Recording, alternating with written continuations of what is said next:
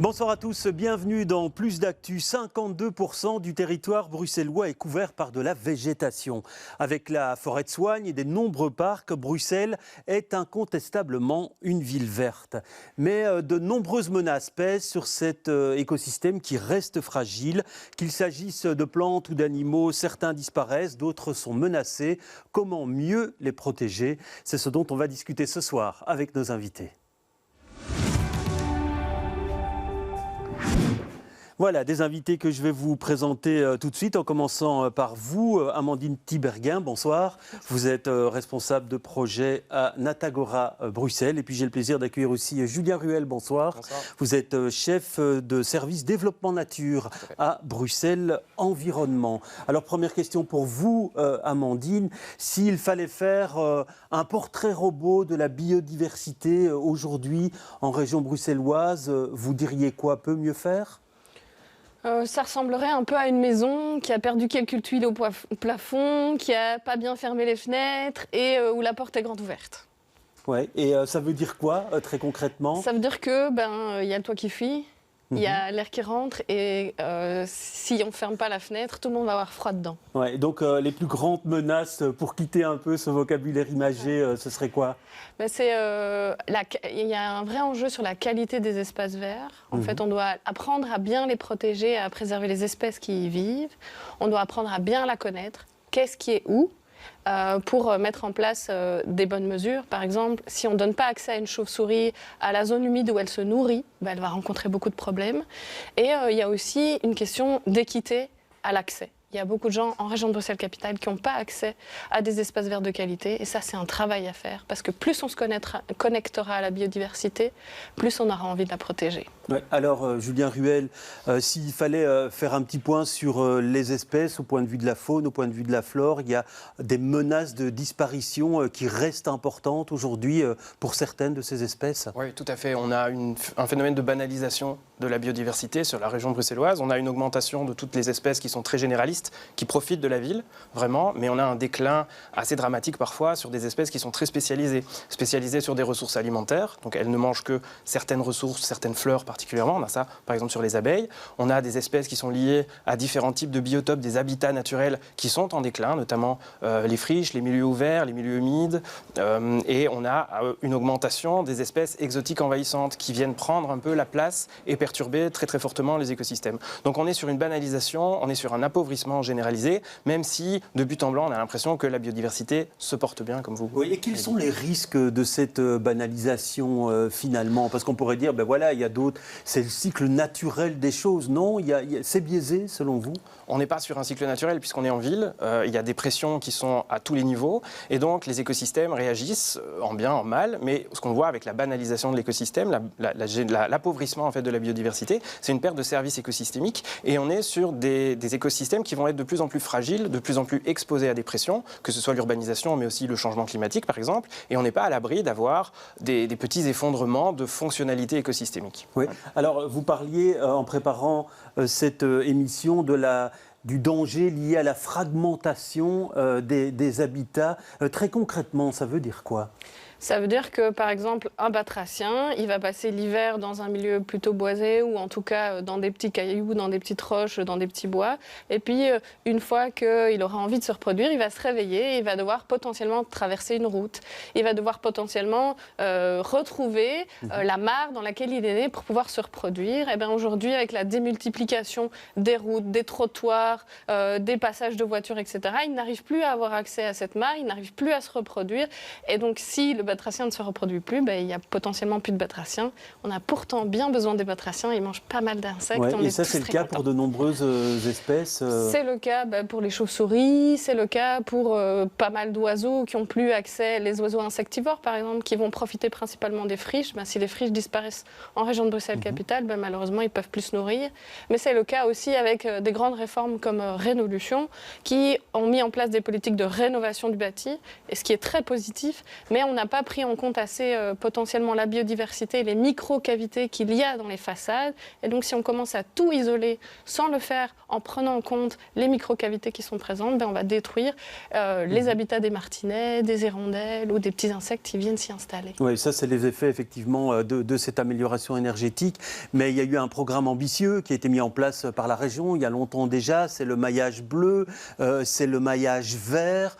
On en est où dans cette politique-là qui est censée lutter contre la fragmentation des habitats ?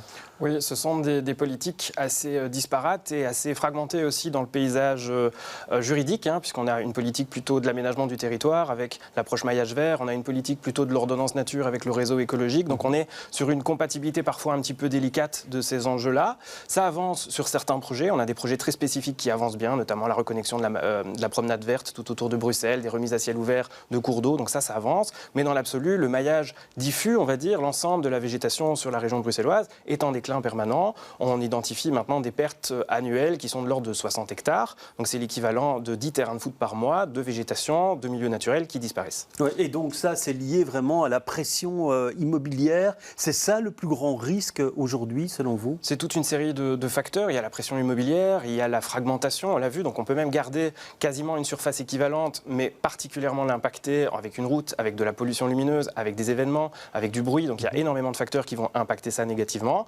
On a le développement d'équipements, on a une perte aussi de qualité. Donc quand on transforme un espace de friche, par exemple, qui est finalement très calme, en espace vert habité, avec des plaines de jeux, avec de la fréquentation, etc., on a aussi une perte de qualité et donc de biodiversité. Oui, ça veut dire qu'aujourd'hui, votre constat, il est clair, la biodiversité continue à s'appauvrir en région bruxelloise, malgré les politiques mises en place.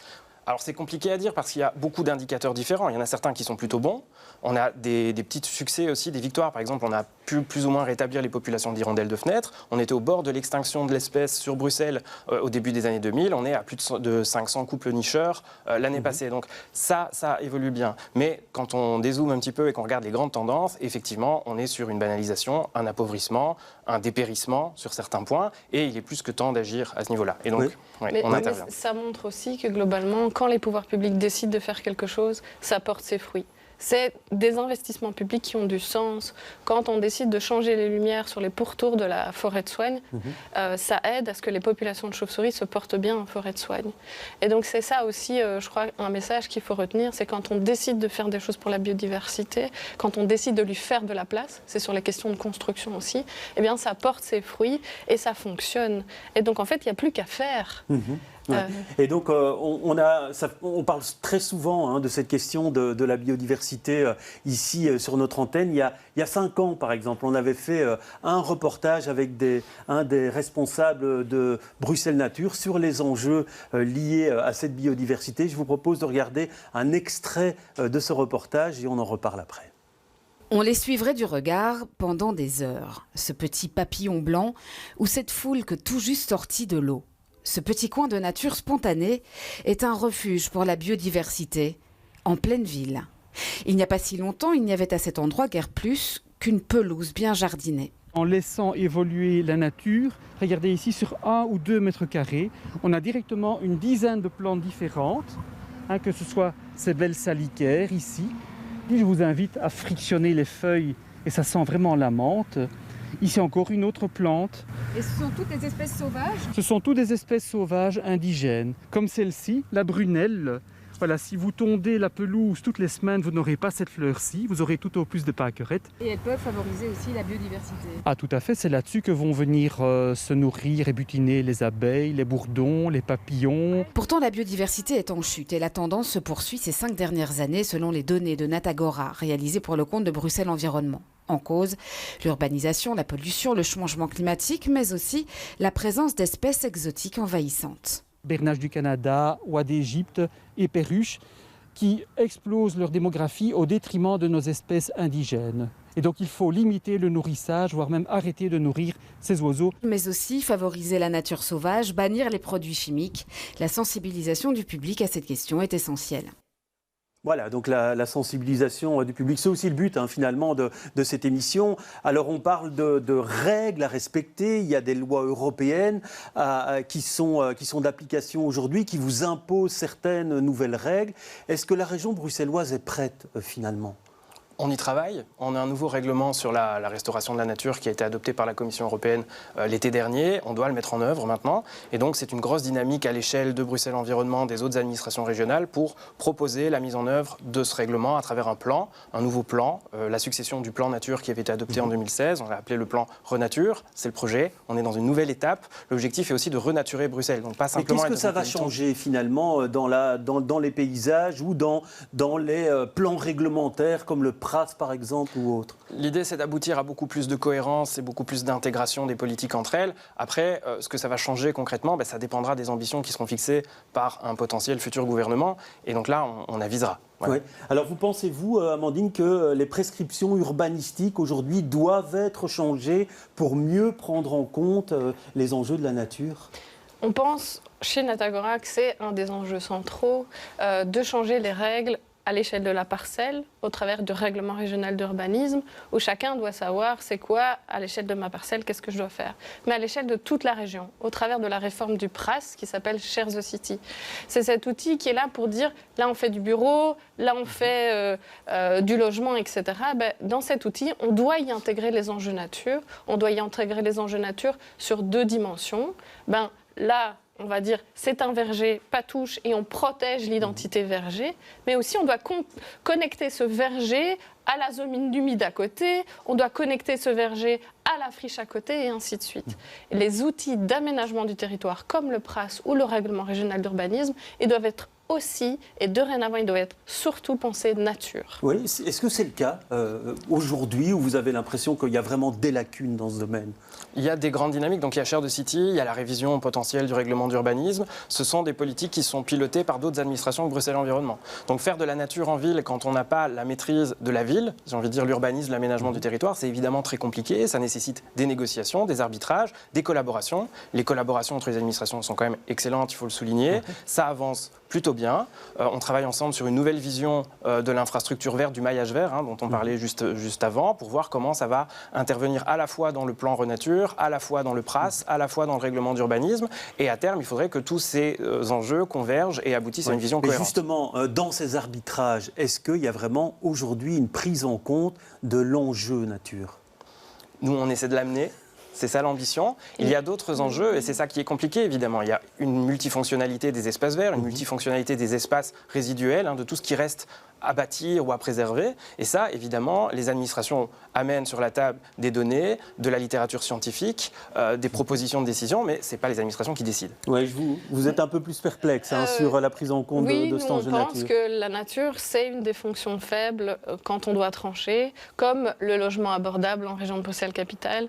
Et l'industrie aussi a tendance à progressivement disparaître de la région de Bruxelles-Capitale. Oui, et donc fonction faible, ça veut dire donc fonction pas assez protégée. Ouais. Et pourtant, comme ça a été cité précédemment, il y a une nouvelle disposition européenne qui va contraindre la région à prendre des engagements sur les taux d'imperméabilisation de 2021. Et donc, il va falloir rendre des comptes si on continue à imperméabiliser comme on le fait, si on ne protège pas suffisamment les espèces. C'était déjà l'idée du réseau Natura 2000 à l'époque. Et donc, il est grand temps que la région se bouge. Et c'est vrai que les administrations ont fait un vrai effort sous la dernière législature. Elles ont continué à apprendre à travailler ensemble. Mais en attendant, il y a urgence, il y a péril dans la demeure, pour reprendre cette idée de maison. Et donc, qu'est-ce qu'on fait en attendant? Est-ce qu'on continue à permettre d'imperméabiliser? Qu'est-ce qu'on fait pendant cette période où pour vous, il faut dire stop à l'imperméabilisation des sols? À l'imperméabilisation des sols, très clairement, il faut se poser la question de est-ce que c'est pertinent de continuer? Oui, vous partagez cet avis, Julien? Effectivement, c'est une ambition, c'est un objectif qui est fixé par l'Europe aussi, le zéro artificialisation nette. On a un objectif aussi de non-perte de surface verte au niveau du règlement européen, donc ce qu'on appelle le no net loss dans le jargon. Tout ça converge a priori pour dire à un moment on doit trouver un équilibre et on ne peut plus se permettre de diminuer drastiquement la quantité. Par contre, de savoir comment on va faire cohabiter tous ces usages pour pouvoir continuer à la ville à se développer, à s'adapter au changement climatique par exemple avec certains équipements qui sont nécessaires, tout en préservant des fonctions écologiques, écosystémiques, des espaces verts et une riche biodiversité. Ça, c'est l'enjeu. Alors oui, la fonction nature a été historiquement une fonction faible et c'est très compliqué. Historiquement, dites-vous, c'est plus le cas maintenant.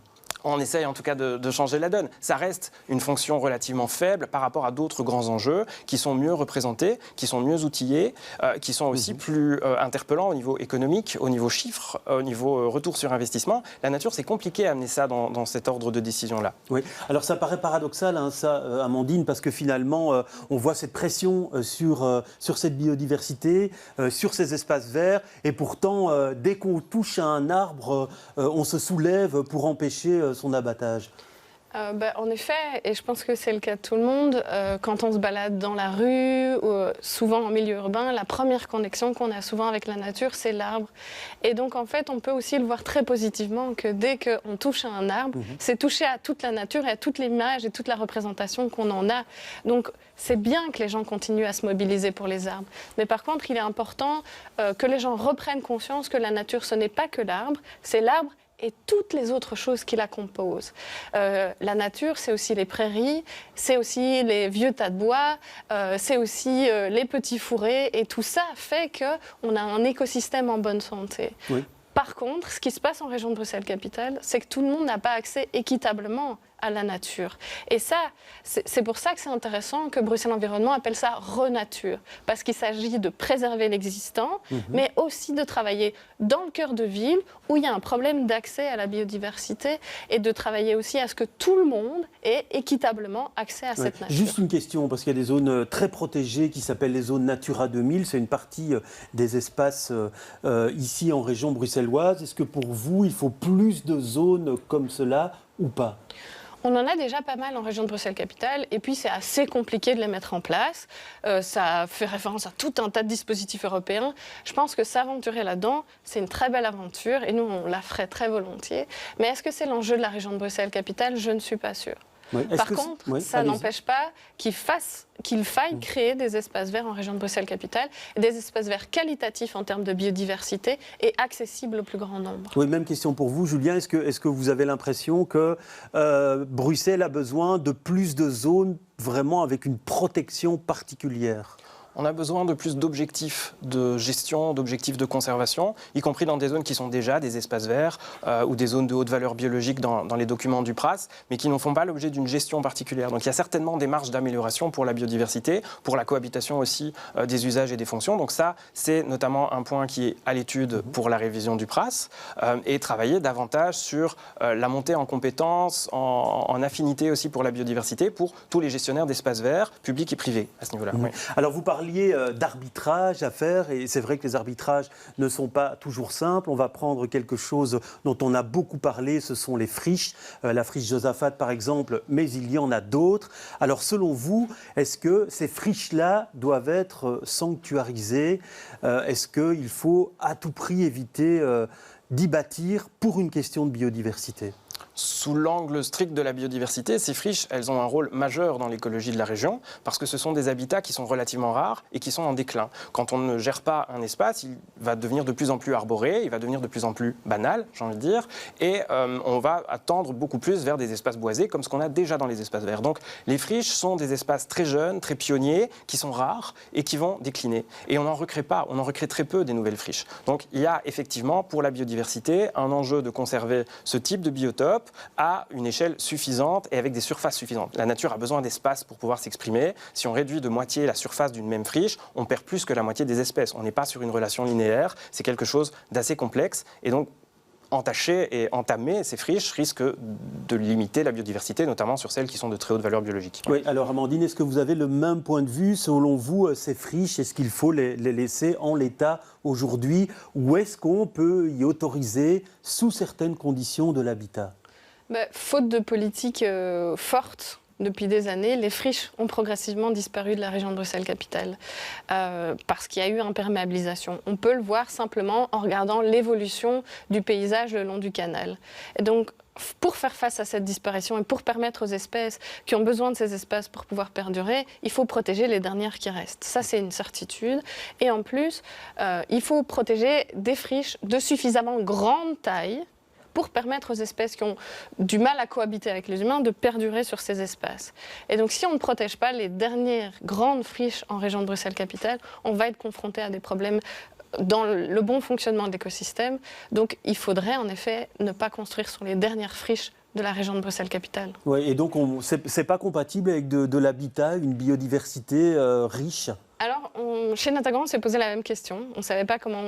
Parce qu'on pense en effet que la ville, c'est un milieu où il faut trouver des équilibres entre les fonctions. Et on a pris l'exemple de la Friche Josaphat. On a mis plein d'acteurs de la société civile autour de la table. Ça s'est appelé Plan B Josaphat. Et on a challengé des architectes, etc. Et eux ont réussi à trouver des solutions, visiblement. Ils nous ont dit, mais non, en fait, il y a moyen de faire autant de logements que prévu, mais en ne construisant pas sur les zones à haute valeur biologique. Donc visiblement, c'est possible. Ouais, et donc il y a aussi, Julien, des friches où les sols sont pollués. Et donc, malgré tout, là, ces sols pollués n'empêchent pas, à un moment donné, la nature, la faune, la flore de s'y déployer? Non, les sols ne sont pas toujours... Un sol riche n'est pas forcément lié à beaucoup plus de biodiversité. C'est quelque chose qui est assez contre-intuitif. Quand on veut augmenter la biodiversité, on appauvrit les sols. Et donc sur tous ces sols qui sont un peu de la caillasse, rocailleux, qui sont très chauds, parce qu'il y a finalement une faible couche de sol, tous ces remblais qui ont eu lieu, notamment sur des friches ferroviaires, sont intéressants, représentent des biotopes très particuliers, très intéressants pour la biodiversité, et qui sont finalement menacés aussi. Oui. Alors on parlait de cet enjeu européen et donc de ces impositions européennes. Elles doivent être mises en application pour quand finalement en région bruxelloise? Quels sont les délais? Alors, le règlement européen a été adopté l'été dernier. Il fixe une deadline de 2 ans pour l'adoption de plans nationaux. Quand on fait le rétroplanning, on doit y travailler maintenant. Donc, on travaille à l'élaboration de ce plan pour une validation, si possible, avant la fin de l'année. Et puis, une mise en enquête publique, des rapports d'incidence, etc. qui vont être mis. Donc, on est sur une dynamique qui est quand même de long terme. Ça veut dire qu'on aboutira à un plan à l'horizon 2027-2028. Si ce plan est réglementaire ou contient au moins quelques volets réglementaires qu'on peut imaginer, ce sera à partir de 2028. Oui, et une réglementation qui ira dans quel sens en fait? Qu'est-ce que ça va changer pour vous, par exemple, dans la gestion de la biodiversité? Ça dépendra très fort de ce qu'il y aura dans le plan in fine. L'objectif, à nouveau, est surtout de faciliter ou de mieux contrôler la mise en œuvre de choses qui sont déjà connues, des principes qui sont déjà conseillés, recommandés, mais qui ne sont pas encore vraiment mis en routine dans la pratique. Ça, c'est vraiment l'objectif de les remonter dans l'ordre des priorités et de la hiérarchie des normes. Oui, alors on parlait de sensibilisation. Est-ce que vous avez l'impression aujourd'hui, parce que c'est vrai que ceux qui nous regardent, ils tiennent à la nature, ils en profitent même. Et donc, est-ce que cette sensibilisation, elle est suffisante ou alors il y a un manque de connaissances? Je pense que le Covid a beaucoup joué dans la prise de conscience par rapport à la biodiversité. Beaucoup de gens sont restés chez eux et ont regardé par la fenêtre pendant qu'ils télétravaillaient, par exemple. Et nous, dans le constat d'infraction environnementale, on en avait plus ou moins 600 par an. On en a eu 600 par semaine. Donc, c'était fou. On n'a jamais vu ça. Et globalement, en région de Bruxelles-Capitale, on a des citoyens et des citoyennes qui nous interpellent tous les jours pour protéger des espaces verts, pour protéger quelque chose qu'ils considèrent comme la nature. Donc les gens, ils sont attachés à celle-ci. Est-ce qu'ils la connaissent? Est-ce qu'on a besoin de connaître sur le bout des doigts quelque chose pour bien le protéger? Je ne pense pas. Par contre, est-ce qu'on a tous accès à une bonne compréhension et à des espaces verts de qualité? Ça c'est un autre débat. Oui, Julien, vous avez l'impression, vous, qu'il y a eu pour finalement la perception de la nature par le grand public, il y a eu un avant et un après Covid, ça a changé la vision des choses? Il y a eu en tout cas une modification de la perception des espaces verts. Les gens se sont rendus compte qu'ils avaient besoin d'espaces verts beaucoup plus qu'avant. On a fait un sondage après la crise Covid et la réception, c'était 9 Bruxellois et Bruxelloises sur 10 veulent plus de nature à Bruxelles. Donc, ils estiment qu'ils ont ce besoin de et nature. C'est resté aujourd'hui, vous avez l'impression, cette attention à l'espace vert? Je pense. On n'a pas refait de sondage en la matière. C'est prévu dans les prochaines années pour pouvoir évaluer les tendances. Mais c'est quelque chose d'historique. Les gens veulent plus de nature en ville, a fortiori parce que c'est la ville et qu'on a besoin de se rattacher à la nature pour pouvoir respirer, en fait, simplement. Nous, on le voit vraiment. On a lancé, grâce au soutien financier de Bruxelles Environnement, l'Atlas de la flore urbaine en région de Bruxelles-Capitale. Et on a des centaines de Bruxellois, et parfois d'ailleurs, qui se saisissent d'un carré d'1 kilomètre sur 1 kilomètre pour regarder la flore présente. C'est des centaines de personnes qui se mobilisent pour ça. Très bien, merci. On va terminer sur ce message optimiste. Merci d'avoir été avec nous sur ce plateau. Plus d'actu, c'est terminé pour ce soir. Demain, vous retrouverez Fabrice Grosfilet et un plus d'actu politique. Très bonne soirée à tous.